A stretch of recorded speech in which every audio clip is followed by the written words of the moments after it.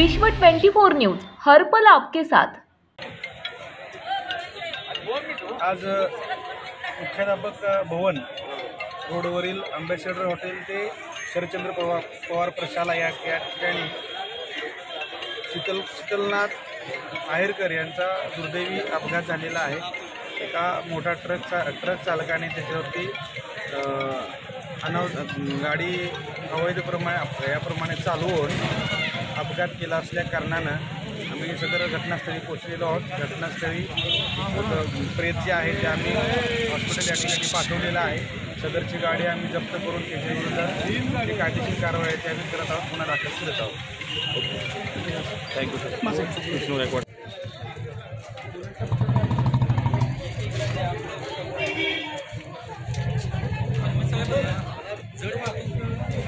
two wheeler